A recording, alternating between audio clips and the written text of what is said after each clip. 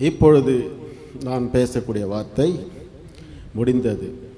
இந்த வார்த்தை யோவான் சுவிசேஷம் 19ஆம் அதிகாரம் 30வது வசனம். இயேசு காடியை வாங்கி முடிந்தது என்று சொல்லி தலையை சாய்த்து ஆவியை ஒப்பு கொடுத்தார். இயேசு கிறிஸ்து இந்த பூமியில் எதற்காக வந்தாரோ அந்த வேலையை சிறப்பாக முடித்தார். ஒரு நோட் பண்ணிக்கணும். இரண்டாவது, இயேசு இந்த பூமியில் ரட்சிப்பு திறனையே சிறப்பாக செய்து முடித்தார். இரண்டாவது. மூன்றாவது, பிதாவின் சித்தத்தை நிறைவேற்றி முடித்தார். இந்த 3 விஷயத்தில் தான் நீங்கள் 5 வார்த்தைகள் பேசியது உள்ளடங்கி உள்ளது. நம்மளுடைய ஆண்டவர் இந்த வார்த்தையை கூறியதற்கு சிறு கதை ஒன்று சொல்கிறேன், கவனமாக கேளுங்க. ஒரு பெரிய பிசினஸ் மேன் ஒருவர் இருந்தாராம். அவருக்கு ஆசை என்னவென்றால், ஏழைகளுக்கு ஆண்டவர் நாமத்தை விசேஷமாக தியானிக்கிறவர்களுக்கு நம்ம இலவசமாக வீடை கட்டி கொடுக்க வேண்டும் என்று ஆர்வத்தோடு வாழ்ந்தாராம். இந்த வேலையை அவர் செய்து முடிப்பதற்கு ஒரு சரியான நபர் அவருக்கு கிடைக்கவில்லையாம். அவர் தேடிக்கொண்டிருந்த போது அவருடைய அலுவலகத்துக்கு ஒருத்தர் வந்தாராம், வேலைக்காக வந்தாராம். அப்போ அவர் இன்டர்வியூ எடுக்கும்போது அவர் பேசிய வார்த்தைகள், அவர் நடந்து கொண்ட முறையை கண்டு நம்ம இதை செய்வதற்கு இவர் சரியான ஒருத்தர் என்று அவர் தேர்வு செய்தாராம். தேர்வு செய்துவிட்டு அவர் அந்த பணியில் அமைத்துவிட்டு, நீங்கள் இனிமேல் பற்றி நான் என்ன சொல்கிறேனோ இந்த வேலையை மட்டும் செய்து முடித்தால் போதும் அப்படின்று அவரிடம் இதை ஒப்படைத்தாராம்.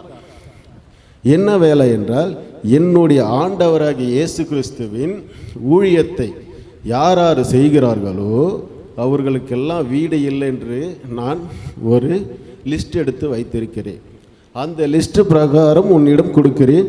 அவர்களுக்கு போய் நீங்கள் அருமையான ஒரு வீடை கட்டித்தர வேண்டும் என்று அந்த ஊழியரிடம் அவர் சொன்னாராம்.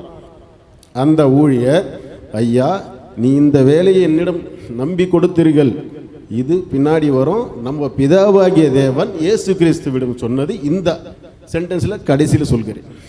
அப்போது நீங்கள் சொன்னபடி இந்த காரியத்தை நான் நிறைவேற்றி உங்களிடம் காட்டுகிறேன் என்று வாக்குறுதி கொடுத்தாராம். அப்பொழுது அந்த பிஸ்னஸ்மேன் என்று சொல்லுவதோட ஒரு முதலாளி என்று சொல்லுவோம். அந்த முதலாளி அவரிடம் கூப்பிட்டு, இந்த இடத்தில் ஒரு 100 வீடை கட்டி என்னுடைய ஆண்டவராகிய இயேசு கிறிஸ்துவின் சூஷியத்தை செய்கிறவர்களுக்கு இந்த வீடை நீ அருமையாக கட்டித்தர வேண்டும் என்று சொன்னாராம். அப்போ அந்த ஊழியர் அந்த வீட்டை ஒரு விஷயத்தையும் அவரே முன்னிரண்டு பார்த்து ஒன்னொன்னும் பார்த்து செய்து அந்த வீட்டை கட்டி அவரிடம் கூப்பிட்டு, அழகாக கட்டி கொடுத்திருக்கிறேன், இதை நீங்கள் யாருக்கு தர வேண்டுமோ அவர்களுக்கெல்லாம் கொடுக்க வேண்டும் என்று சொன்னாராம். அப்பொழுது அந்த பிஸ்னஸ்மேன் முதலாளி அவர்களை அனைவரையும் கூப்பிட்டு, உங்களுக்காக நான் இதை கொடுத்திருக்கிறேன், இனிமேல் பற்றி நீங்கள் ஆண்டவராகிய இயேசு கிறிஸ்துவின் ஊழியத்தை நன்றாக தொடரலாம் அப்படின்ட்டு வீடை கொடுக்கும்போது முடிந்ததான். இப்படி நிறைய வேலைகள் இவர் செய்தாராம். யார்? இந்த பிஸ்னஸ்மேன் அவரை வைத்து. இவருக்கு காலங்கள் கடந்து போனது, ஆண்டுகள் கடந்து போனது. அவர் என்ன செய்தாராம், அவருக்கு வயசாக என்ன பண்ணாராம், முதலாளியிடம், ஐயா, நான் ஒன்று உங்களிடம் சொல்கிறேன், இதை நீங்கள் ஏற்றுக்கொள்ள வேண்டும் என்று சொன்னாராம்.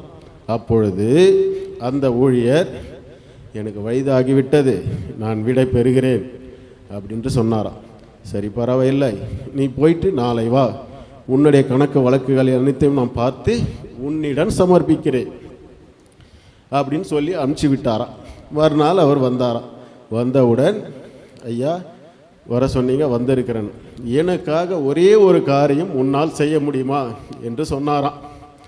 அதுக்கு, இவ்வளோ செய்தனே, உனக்காக நான் இதை செய்ய மாட்டேனா? கண்டிப்பாக செய்கிறேன், சொல்லுங்க ஐயா என்று சொன்னபோது, நான் ஒரு இடத்தை உங்களுக்கு காட்டுகிறேன், அந்த இடத்தில் எனக்கு ஒரு அழகாக ஒரு வீடு கட்டி தர வேண்டும், இதுதான் என்னுடைய ஆசை. அந்த வீடு நீ ரொம்ப அருமையாக கட்டுவே என்று நினைத்து தான் உன்னிடம் நான் தருகிறேன். நல்லா கவனிக்க வேண்டும். அதனால் இந்த வீடை எனக்கு கட்டி முடித்து தர வேண்டும். சரிங்க ஐயா என்று அவர் எடுத்துக்கொண்டு அந்த வீட்டை கட்ட ஆரம்பித்தாராம். ஆனால் இவருக்கு வயதானோடனே முதல்ல செஞ்ச அந்த தன்னம்பிக்கையும் அந்த தைரியமும் அந்த சுறுசுறுப்பை விட்டுட்டு ஏதோ ஒரு ஏனதானமாக கடைசி தானே முடிச்சுட்டு போயிடலாம் அப்படின்னு ஆர்வத்துடன் அந்த பணியை எடுத்தாராம். எடுத்து அவர் எல்லாத்தையும் கட்டி முடிச்சுட்டு ஏதோ ஏனதானமாக கட்டி முடிச்சுட்டு எல்லாம் முடிச்சுட்டு சாவி எடுத்துக்கொண்டு அவர்கிட்ட போனாராம் முதலாளியிடம். அந்த முதலாளியிடம் போகும்போது அவர் முடிச்சிட்டியா, சாவி எடுத்துட்டியா, ரைட், நாளைக்கு காலையில் நீ அந்த வீட்டாண்டவா, நான் அங்கே வரேன், நான் முடிச்சுட்டு உன் கணக்கு வழக்கெல்லாம் பார்த்து போயிடலாம் அப்படின்னு சொன்னாராம். காலையில் ஆனதான் இந்த உழைப்பாளி வந்தாராம். முதலாளி போனாராம். போன உடனே கூப்பிட்டு இங்கே வாப்பான்னு சொல்லிவிட்டு அந்த சாவியை எடுத்து அவர் கையில் கொடுத்தாராம். கொடுத்தவுடன் என்ன ஐயா என்கிட்ட தரீங்கன்னு கேட்டாராம். நீ எனக்காக இவ்வளோ நம்பிக்கை வேலை செஞ்சுருக்கிற, இவ்வளோ உழைத்திருக்கிற, நான் சொன்னதை கரெக்டாக செஞ்சுருக்கிற, எனக்கு நம்பிக்கை எழுந்திருக்கிற, என்னுடைய ஆண்டவரை நாமம் பல இடத்த போய் சேருவதற்கான ஊழியர்களுக்காக வீடு அருமையாக கட்டி கொடுத்துருக்கிற, உனக்கு நான் எதுவுமே செய்யலை, இந்த வீடை உனக்கு நான் கிஃப்டாக தரேன் வச்சுக்கோனாராம். அப்போ அந்த ஊழியர் அவர் மூஞ்சில் ஒரு சந்தோஷமே இல்லையா, சொல்லிவிட்டு சரின்னு சாவி வாங்கிட்டு போயிட்டாராம். அப்போ அந்த ஊழியர் யோசித்தாரா, இவ்வளோ வீடு கட்டி கொடுத்தோம், நம்ம இவ்வளோ நேர்மையாக செய்தோம், நம்மளுக்கு இன்னும் வீடை கட்டும்போது அந்த வீட்டை நம்ம ஏனாதானமாக கட்டிட்டோமே, பார்த்து பார்த்து அழகாக கட்டியிருந்தா நம்மளுக்கு ஒரு வீடு நிரந்தரமாக கிடைத்திருக்கு இல்லையா அப்படின்ட்டு ரொம்ப வேதனையோட யோசித்து பார்த்தாராம். இந்த கதையோட சாராம்சம் என்னவென்றால், நம்ம ஒரு காரியத்தை தொடங்கும் போது எப்படி தொடங்குகிறோம் என்றது முக்கியம் கிடையாது, எப்படி முடிக்கிறோம் என்று தான் முக்கியம். இதை தான் நம் ஆண்டவராகிய இயேசு கிறிஸ்து முடிந்தது அப்படின்று ஒரு தைரியத்தோடும் ஒரு துணிச்சலோடும் அந்த சிலுவையில் ஏறும்போது வெளிப்படுத்தியிருக்கிறார். இதுதான் ஆண்டவராகிய இயேசு கிறிஸ்து சொன்ன முடிந்தது என்று ஐயா சொன்ன ஒரு சிறப்பான வார்த்தை. இதில் பேசுவதற்கு நிறைய இருக்கிறது. என்னவென்றால் இதில் இந்த 5 பேர் நீங்கள் பேசினது அனைத்தும் உள்ளடங்கியிருக்கு. அது தனியாக ஒன்று பேசணுன்ற ஒரு அவசியம் கிடையாது. ரெண்டாவது, ஆண்டவராகிய இயேசு கிறிஸ்து இந்த பூமியில் இருக்கும்போது 33 ஆண்டுகள் வாழ்ந்தார். அதில் 3 ஆண்டுகள் ஊழியத்தை மட்டும் செய்தார். இந்த ஊழியத்தை செய்யும்போது அவருக்கு வந்த நிந்தனைகள், அவருக்கு வந்த சோகங்கள், அவருக்கு வந்த சுமைகள் கொஞ்சம் நஞ்சம் கிடையாது. ஒருத்தர் கன்னத்தில் அறைந்தால் இந்த கன்னத்தை காட்டுறது என்று சாதாரண விஷயமே கிடையாது. இந்த பூலோகத்தில் நம்மளை ஒருத்தர் தாக்கினால் எப்போ நம்ம எதிர்த்தாக்கல் தாக்குவோம் என்று யோசிக்கக்கூடிய இடம் இது.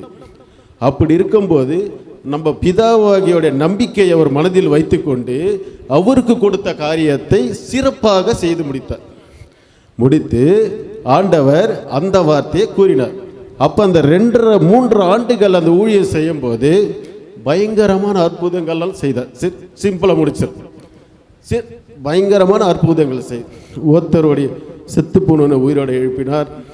கண்ணில்லாதவருக்கு பார்வை கொடுத்து உலகத்தை காண்பித்தார்.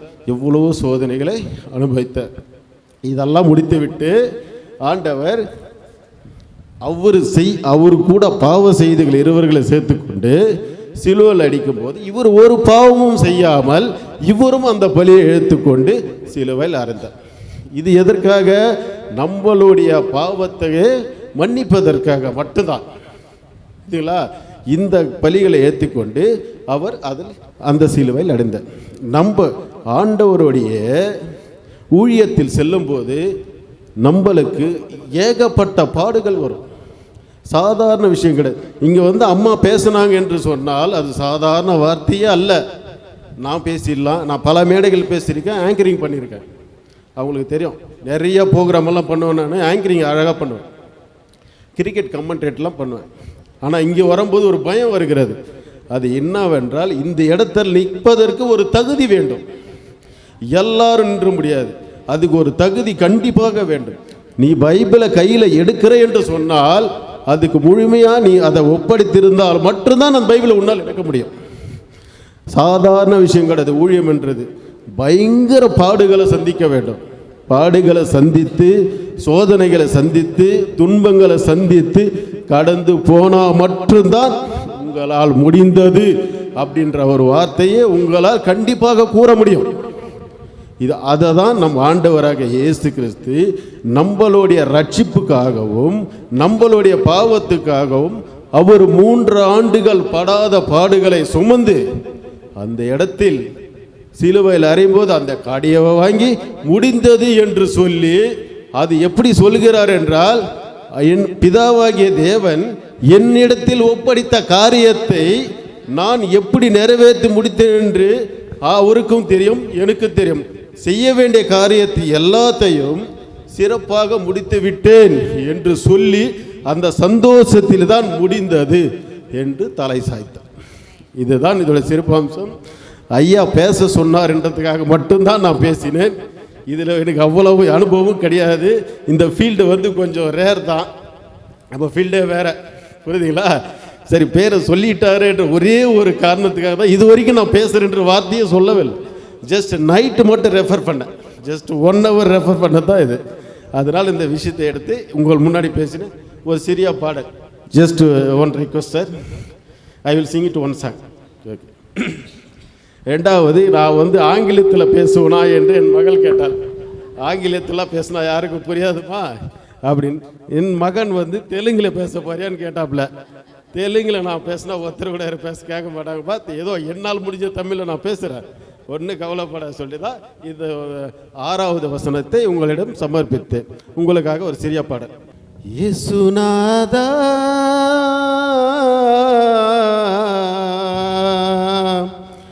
இயேசுநாதா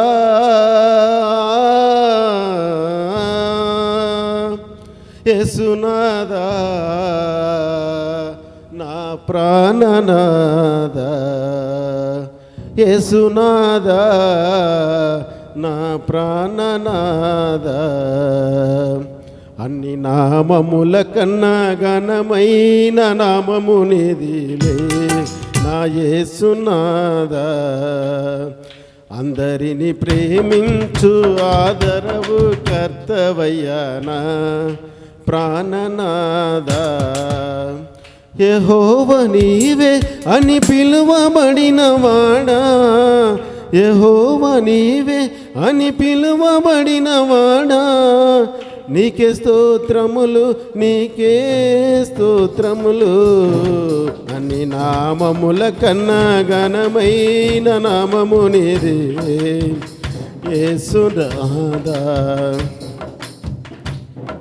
దేవతల కన్నా దయగల వాడవు క్షమించు మనసున్న మగరాజువు దేవతల కన్నా దయగల వాడవు క్షమించు మనసున్న మగరాజువు ప్రేమమయుడవు ప్రభువగు దేవుడవు ప్రాణము పెట్టిన ప్రభు యేసువు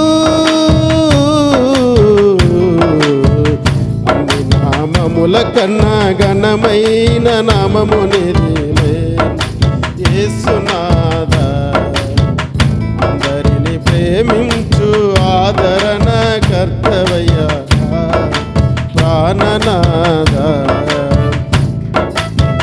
గాలి తుఫానులను ఆపిన వాడవు ప్రేమించు మనసున్న మగరాజువు గాలి తుఫానులను ఆపిన వాడవు నీటిపై నడచిన నిజ దేవుడవు జానుతో ఆకాశాన్ని కొలిచిన వాడవు జానుతో ఆకాశాన్ని కొలిచిన వాడవు శాంతి సమాధానము నొసగి దేవుడవు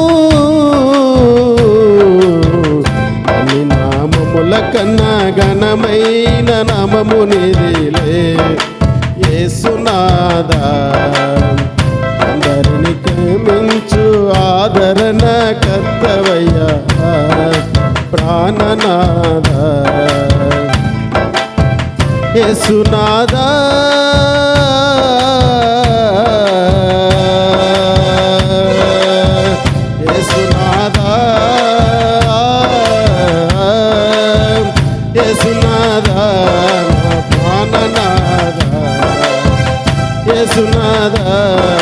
பிராணநாதா. Praise the lord. Thanks the lord. வாழ படித்த ஐயாவுக்கு மிகவும் நன்றி.